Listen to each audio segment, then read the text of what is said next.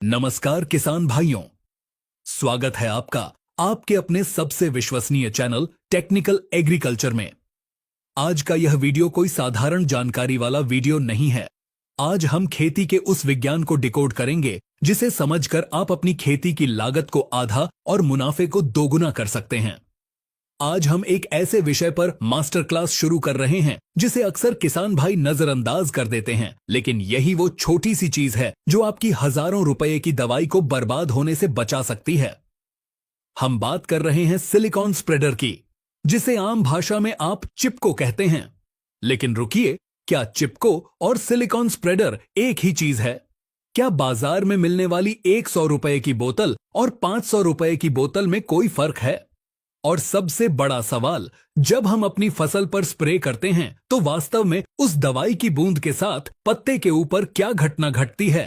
किसान भाइयों, अक्सर हम देखते हैं कि हम बाजार से सबसे महंगी कोराजन, फेम या कोई बहुत महंगा फफूंदनाशक लाते हैं। हम पूरी मेहनत से स्प्रे करते हैं, लेकिन 4 दिन बाद जब हम खेत में जाते हैं तो देखते हैं कि इल्ली अभी भी जिंदा है या फफूंद का धब्बा बढ़ा हुआ है।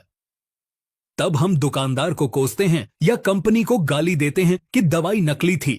लेकिन 90% मामलों में दवाई नकली नहीं होती। गलती हमारे स्प्रे करने के तरीके और उस माध्यम में होती है जिसे हम पानी कहते हैं। आज के इस कुछ मिनट के विशेष एपिसोड में हम पानी के उस व्यवहार को समझेंगे जो आपकी दवाई को पत्ते पर टिकने नहीं देता। हम जानेंगे कि सिलिकॉन स्प्रेडर कैसे गुरुत्वाकर्षण और भौतिक विज्ञान के नियमों को बदलकर आपकी खेती को एडवांस बनाता है। तो अगर आप एक गंभीर किसान हैं और विज्ञान में रुचि रखते हैं तो इस वीडियो का 1 सेकंड भी स्किप मत कीजिएगा। अध्याय 2, पत्तों का स्वभाव और पानी का विज्ञान, physics of leaf and water. सबसे पहले हमें दुश्मन को समझना होगा, और यहां दुश्मन कोई कीड़ा नहीं बल्कि पानी का स्वभाव है। वैज्ञानिक भाषा में इसे समझें। जब आप हैंडपंप या ट्यूबवेल से पानी निकालते हैं तो उस पानी के अणुओं, मॉलिक्यूल्स के बीच एक बहुत गहरा प्यार होता है। वे एक दूसरे को कसकर पकड़े रहते हैं। इसे विज्ञान में ससंजन बल, कोहिसिव फोर्स कहते हैं।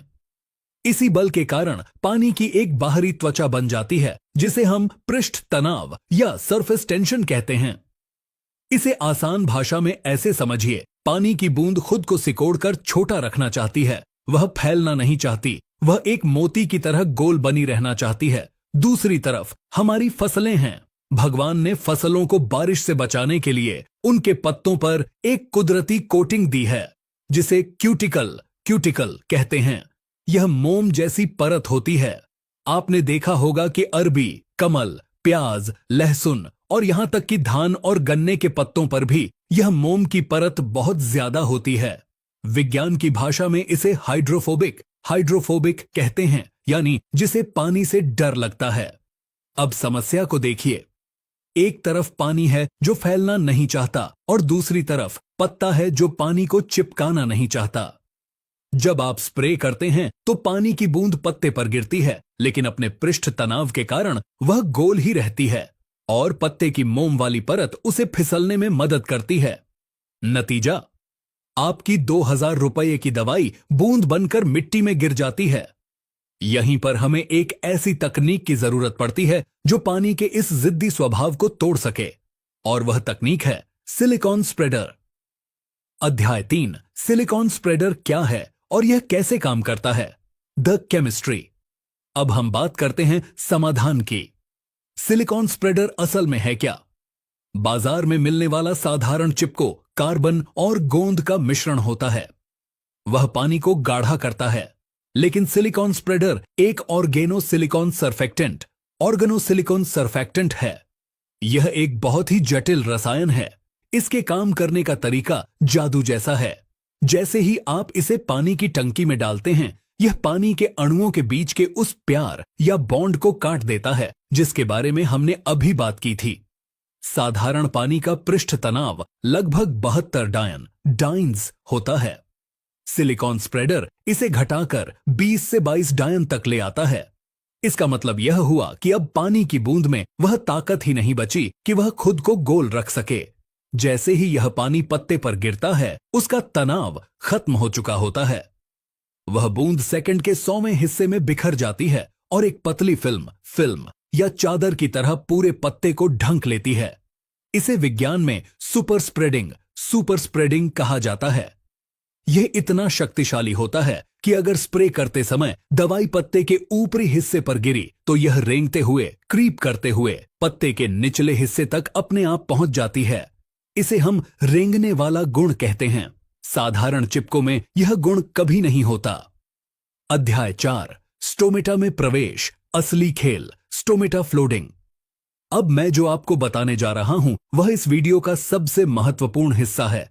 यह जानकारी आपको बड़े बड़े कृषि वैज्ञानिक भी शायद न बताएं। इसे ध्यान से सुनिएगा।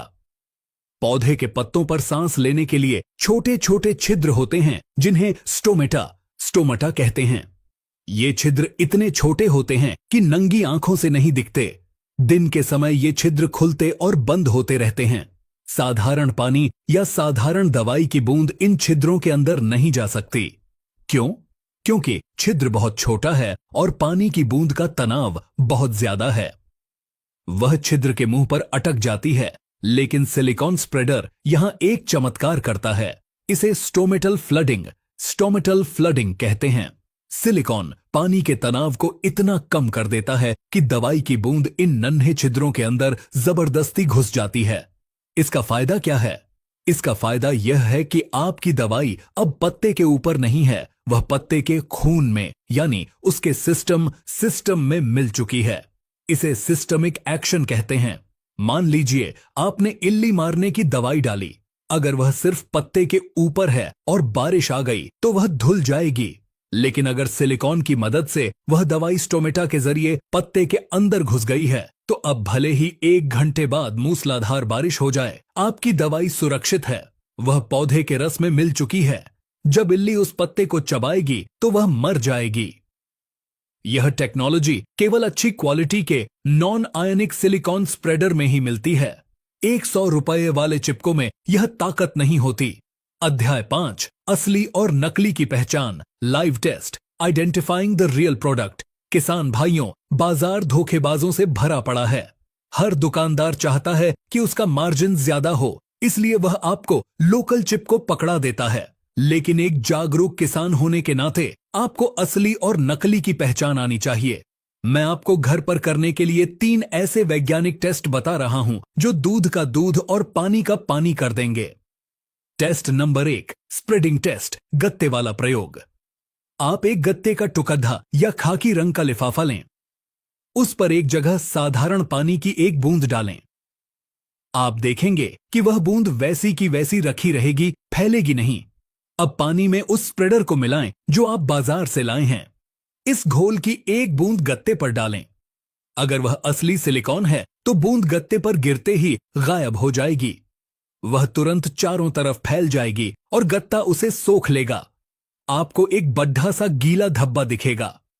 अगर वह नकली है या साधारण गोंद है तो वह बूंद वहीं खड़ी रहेगी, फैलेगी नहीं। टेस्ट नंबर 2, सोखने की क्षमता, टिश्यू पेपर टेस्ट। एक टिश्यू पेपर लें, उसे हवा में पकड़ दें, उस पर साधारण पानी की बूंद डालें। पानी को आर पार होने में कुछ सेकंड लगेंगे। अब सिलिकॉन मिले पानी की बूंद डालें। वह बूंद टिश्यू पेपर को छूते ही 1 सेकंड से भी कम समय में आर पार निकल जाएगी और नीचे गिर जाएगी। यह टेस्ट साबित करता है कि यह स्प्रेडर दवाई को पत्ते के आर पार ट्रांसलैमिनर ले जाने की क्षमता रखता है या नहीं। टेस्ट नंबर 3, झाग का भ्रम, शेक टेस्ट। अक्सर किसान सोचते हैं कि जिसमें ज्यादा झाग फोम बने वह अच्छा है। यह बिल्कुल गलत धारणा है। Silicon spreader anti foaming agent होते हैं। आप बोतल को जोर से हिलाएं। अगर बोतल शैम्पू की तरह झाग से भर जाए और वह झाग 10 मिनट तक न बैठे तो समझ जाइए वह नकली है। असली सिलिकॉन में झाग बनेगा, लेकिन जैसे ही आप हिलाना बंद करेंगे झाग तेजी से खत्म हो जाएगा और पानी साफ दिखने लगेगा। अध्याय 6, किन फसलों में और कब डालना अनिवार्य है, डोजेज एंड क्रॉप्स। अब सवाल आता है उपयोग का। क्या इसे हर बार डालना चाहिए? जवाब है समझदारी से उपयोग करें। 1, अनिवार्य फसलें, प्याज, लहसुन, अरबी, केला, गन्ना और पत्ता गोभी। इन फसलों के पत्ते कुदरती रूप से बहुत चिकने होते हैं। इन पर बिना सिलिकॉन स्प्रेडर के स्प्रे करना पैसे की बर्बादी है। यहां आपको इसे हर स्प्रे में मिलाना ही चाहिए। 2. महंगी दवाइयों के साथ। अगर आप कोराजन, एम्पलिगो या महंगी खरपतवार नाशक हर्बिसाइड्स डाल रहे हैं तो सिलिकॉन स्प्रेडर जरूर मिलाएं, क्योंकि ये दवाइयां बहुत कम मात्रा में डलती हैं और हम चाहते हैं कि इनका एक एक कतरा पौधे के अंदर जाए। 3. पीजीआर और टॉनिक के साथ। जिब्रेलिक एसिड या अमीनो एसिड जैसे टॉनिक पौधे के सिस्टम में जाकर ही काम करते हैं। सिलिकॉन उन्हें तुरंत अंदर पहुंचा देता है, जिससे रिजल्ट 24 घंटे की जगह 6 घंटे में दिखने लगता है। मात्रा, डोज की सावधानी। यहां बहुत बड़ी गलती होती है। अति सर्वत्र वर्जयेत। साधारण चिप को हम 30 से 40 मिली प्रति टंकी डालते हैं, लेकिन असली सिलिकॉन स्प्रेडर बहुत गाढ़ा और तेज होता है। इसकी मात्रा सिर्फ 0.5 मिली प्रति लीटर पानी होनी चाहिए, यानी 15 लीटर वाले पंप में सिर्फ 5 से 7 मिली। अगर आप 200 लीटर के ड्रम से स्प्रे कर रहे हैं तो 100 मिली सिलिकॉन काफी है। अगर आप इसे बहुत ज्यादा डाल देंगे तो यह पत्ते के किनारे जला सकता है, स्कोर्चिंग, खासकर तेज धूप में। इसलिए डोज का विशेष ध्यान रखें। कंजूसी यहां फायदे का सौदा है। अध्याय 7, कब नहीं डालना है। सावधानियां। हर सिक्के के 2 पहलू होते हैं। सिलिकॉन स्प्रेडर के भी कुछ नुकसान हो सकते हैं अगर सही समय पर इस्तेमाल न किया जाए। पहली सावधानी, तेज धूप और सूखा। अगर आपके खेत में नमी की कमी है, पौधे प्यासे हैं और धूप बहुत तेज है तो सिलिकॉन स्प्रेडर का इस्तेमाल दोपहर में न करें। जैसा कि मैंने बताया, यह स्टोमेटा छिद्रों को खोल देता है। अगर तेज धूप में छिद्र खुल गए तो पौधे का अपना पानी वाष्प बनकर उड़ जाएगा और पौधा मुरझा सकता है। इसलिए गर्मियों में इसका स्प्रे हमेशा शाम को 3 बजे के बाद करें। दूसरी सावधानी, कॉपर और सल्फर के साथ। जब आप कॉपर, ऑक्सीक्लोराइड या सल्फर जैसे फफूंदनाशक का स्प्रे करें तो सिलिकॉन की मात्रा आधी कर दें, क्योंकि ये दवाइयां गर्म होती हैं और सिलिकॉन इन्हें बहुत तेजी से अंदर ले जाता है, जिससे पत्तों पर फाइटोटॉक्सिसिटी आ सकती है। लागत का गणित, कंक्लूजन। अंत में चलिए मुनाफे का गणित समझते हैं। एक अच्छी कंपनी का सिलिकॉन स्प्रेडर आपको 1000 से 1200 रुपये प्रति लीटर मिल सकता है। सुनने में यह महंगा लगता है, लेकिन एक एकड़ में सिर्फ 50 से 60 मिली लगता है, यानी एक एकड़ का खर्च मात्र 40 से 50 रुपये। अब सोचिए, अगर आप 2500 रुपए की कीटनाशक डाल रहे हैं, अगर आपने स्प्रेडर नहीं डाला तो 30 से 40% दवाई नीचे गिरकर बर्बाद हो गई, यानी आपके 500 रुपए बेकार चले गए। लेकिन अगर आपने 50 रुपए का सिलिकॉन मिला दिया तो वह पूरी 2500 रुपए की दवाई पौधे को मिलेगी, यानी 50 रुपए खर्च करके आपने 500 रुपए बचा लिए। तो किसान भाइयों, टेक्निकल एग्रीकल्चर का मतलब ही यही है, छोटी छोटी तकनीक अपनाकर बड़ा मुनाफा कमाना। दुकानदार से चिप को नहीं, सिलिकॉन स्प्रेडर मांगें। बोतल पलट कर देखें, उस पर लिखा होना चाहिए ऑर्गेनो सिलिकॉन या सुपर स्प्रेडर। हमें उम्मीद है कि आज की यह विस्तृत जानकारी, यह मास्टर क्लास आपके खेती के नजरिए को बदल देगी। अगर आप चाहते हैं कि हम ऐसे ही किसी और टॉपिक जैसे नैनो यूरिया का सच या ह्यूमिक एसिड की केमिस्ट्री पर इतना ही गहरा वीडियो बनाएं, तो कमेंट बॉक्स आपका इंतजार कर रहा है। जुड़े रहिए टेक्निकल एग्रीकल्चर के साथ। खेती बदलेगी तो देश बदलेगा। धन्यवाद।